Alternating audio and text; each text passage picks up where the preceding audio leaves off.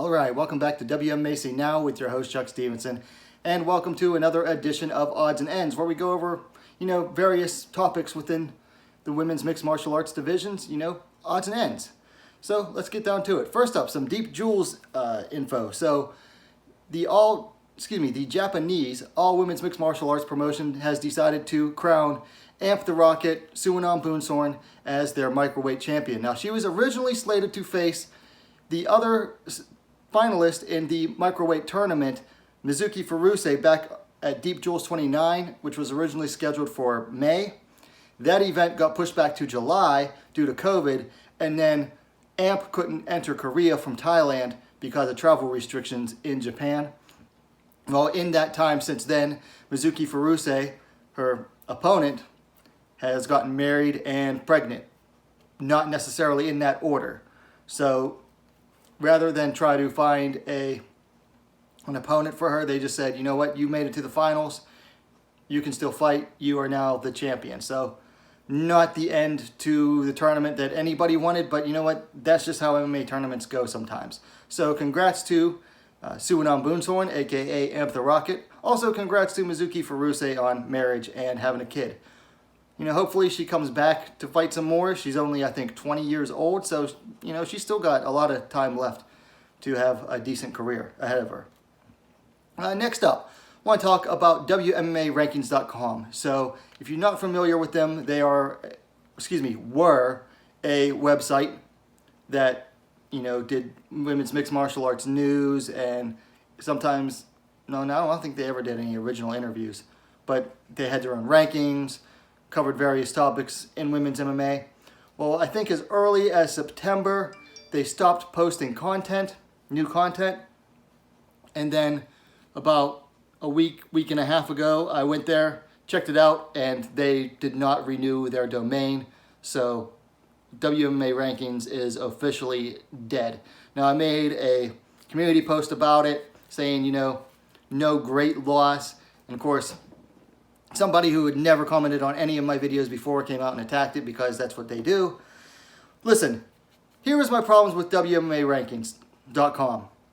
Yes, they covered women's MMA, but they relied on sensationalism. Here's an example of that.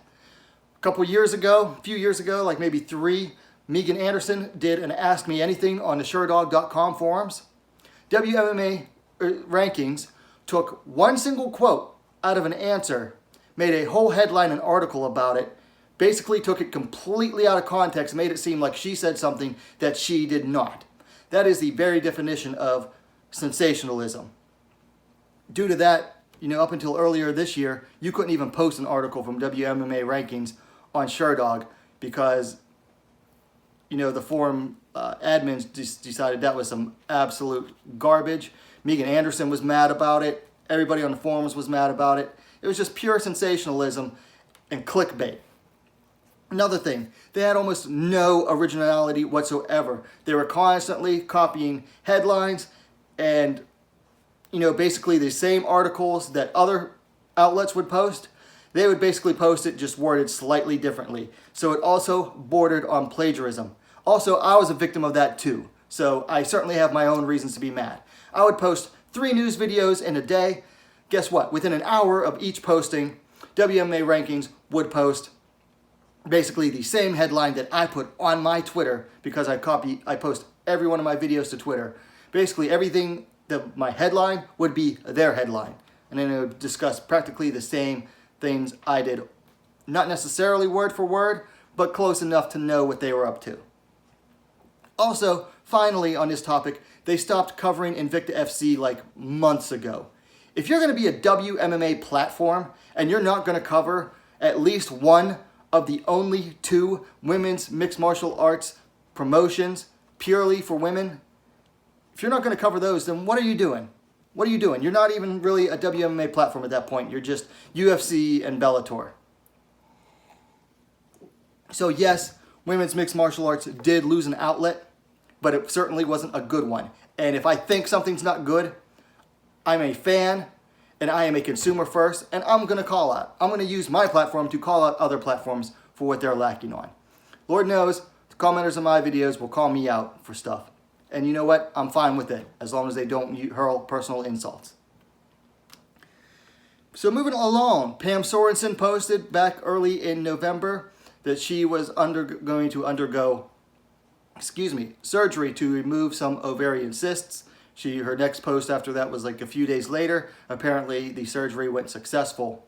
So just wanted to wish Pam Sorensen, the Invicta FC featherweight champion, a swift and speedy recovery. Pam, hope to see you back in the cage in early 2021. Next up, I want to talk about Leslie Smith, the Bellator now featherweight fighter, former UFC bantamweight. A couple weeks ago, during Corey McKenna's post-fight interview, they had a little tiny graphic that said "chick fight" on it. Apparently, it's a movie. Leslie Smith screenshotted it and basically started a whole bitch fest about it on Twitter over that. Over a little tiny logo that she was probably the only one that noticed at the time. Never mind that apparently I guess she was mad that they were using the women's fights to promote a movie called Chick Fight. First of all, who cares? Why do you care so much about a little tiny logo that pretty much nobody else noticed? Why aren't you congratulating the ladies in the UFC? They had 3 fights that night. 3 strawweight fights. 2 of them were, actually, 2 fighters were making their Invicta debut, UFC debut. So why aren't you just happy for that? Why do you pick out the one thing to complain about? That's Leslie Smith's problem in a nutshell. She's always finding something to bitch, moan, and complain about. I remember when she was trying to start a unionization effort, that Project Spearhead, and she was having a hard time getting fighters to sign the cards. You know what? I think it has somewhat to do with fear of reprisal from the UFC over unionization. I do admit, that was probably definitely a factor. But you know what? I think another factor is that they didn't want to have anything to do with an organization in which Leslie Smith was one of these spokespeople. Leslie Smith is the type of union advocate that cannot walk away with a win. She just does not know how to walk away with a win. If she were a union leader, she's the type that a company would basically go, you know what, forget this, and they would move their entire operations across the country to a right-to-work state. Why? Because it's just less of a headache. It is less of a headache to spend that much money to move across the country. That's the type of union leader Leslie Smith would be. Leslie, stop complaining so much. It was just a little tiny logo. Never mind that there was 3 ladies fights on that card, and then 3 ladies fights the next week, and now we're having 2 more ladies fights this week. You choose to complain about a little tiny logo that probably only you noticed. Maybe you should reassess your priorities. Next up, apparently Dana White at the last post-fight press conference, someone asked him about Atomweight, and according to Aaron Bronstetter on Twitter, Dana White says that he's given a women's Atomweight division some thought, but that this isn't the year for it. Well, you know what? I think this is already a step in the right direction. The fact that he is giving it thought is a step in the right direction. And you know what? 2020 is almost over, and 2021 is going to be a long year. Still plenty of time to keep that campaign up and try to convince the UFC to open up that division. The fact that he was giving it some thought speaks volumes. So finally, I've received some flack from the same person I mentioned earlier, an absolute stranger who I'd never seen in my comments before, saying that I do nothing but attack other WMMA platforms. Well, first of all, for someone to make that accusation just tells me that they've never actually watched my videos, because they would know that I've mentioned tons of other outlets, both WMMA specific and MMA overall. I've mentioned tons of outlets that people should go check out. Apparently this person only looks for the negative.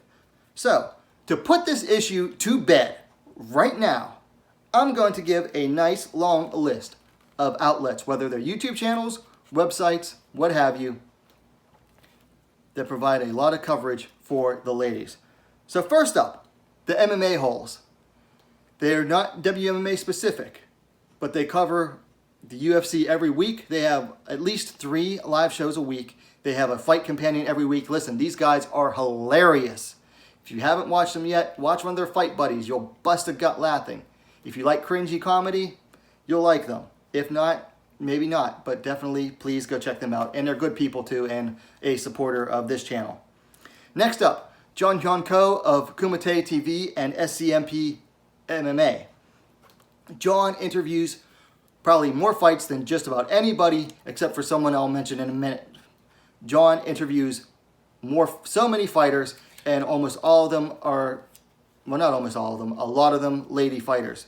In fact, just last night he released an interview with Chelsea Hackett, so go check that out. John is one of the good guys in the MMA media, and he gets the answers to his questions without trying to stoke the fires or stir the pot. So definitely go check him out.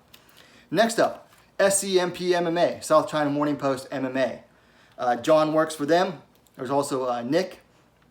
They do a lot of coverage for the ladies as well, just because they do a lot of MMA coverage, including One Championship, Ryzen, other organizations, particularly in Asia, but they also cover a lot of UFC and Bellator as well.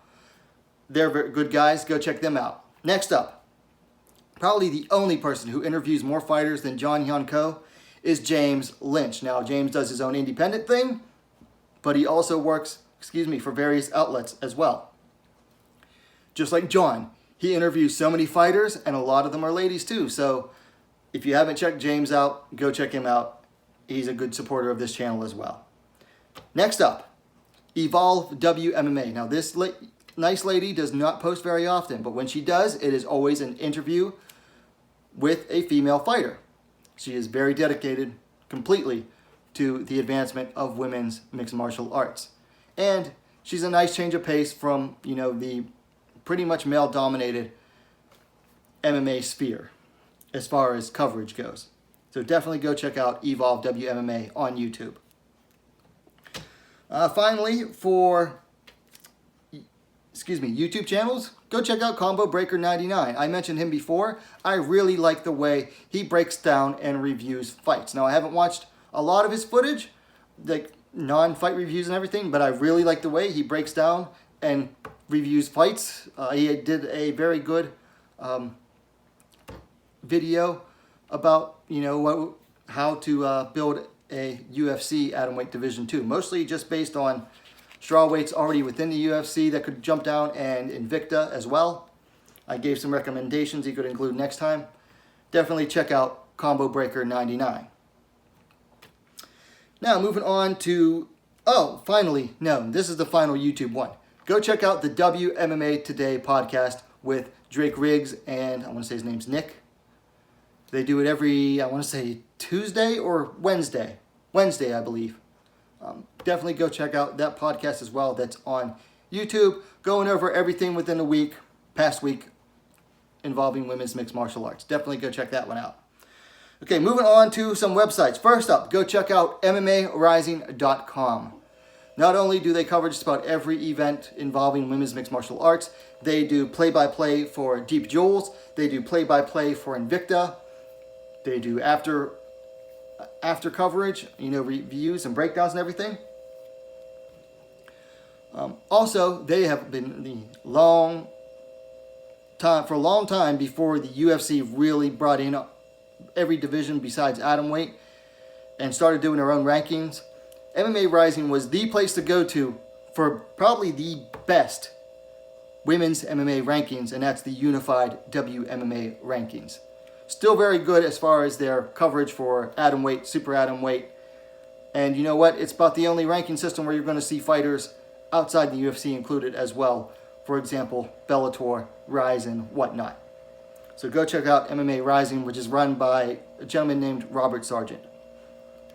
Also, can't forget Mark P. at Wombat Sports. I think it's wombatsports.wordpress.com. I might be wrong on that.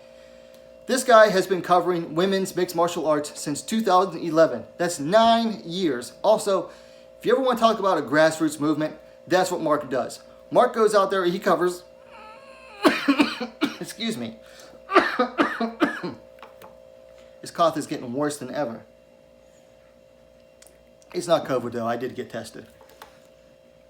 But anyway, Mark has been covering women's MMA for 9 years, and he goes to all levels. He covers the amateurs. He covers the IMMAF. He covers women's wrestling. Who covers women's wrestling? Mark does. He's on first-name basis with a ton of fighters. The guy does it all. He also does a podcast sometimes. Definitely go check out Wombat Sports, WMMA News, at WMMA News on Twitter. And then finally, some people love him, some people hate him. Go check out the Sherdog forums. Specifically, go to the Worldwide MMA Discussion Forum and go to the official Women's Divisions discussion. It is a long running series of threads where just about everything gets discussed. People post news up there, they post discussions, they talk about technique. It is one of the single best resources to talk about women's MMA. Can't speak highly enough of it. Now, some of the people are a little snotty and snobby. I'm guilty of it myself on there sometimes, but you know what? They come from a good place, and some of the people really know what they're talking about when it comes down to breaking down the technique. I wish I was as good at breaking down fights as those guys were. They're better than a lot of YouTubers, and all they do is put it down onto print. So go check out the Sherdog forums. And then finally, before I get going, I want to remind you, if you're not yet, please check me out on Twitter, at NowWMMA. That's at NOWWMMA. I don't post to the community post that much on YouTube. Twitter's the main priority. I get a lot more followers on there. I get a lot more answers on there. So definitely go check that out as well. Also, I post all of my videos to there. So that's the final one. So there you go. A list of 1, 2, 3, 4, 5, 6, 7, 8, 9, 10. 10 recommendations to go check out. So no one can ever say, again, that I crap on every WMA platform. Put that one to rest right there.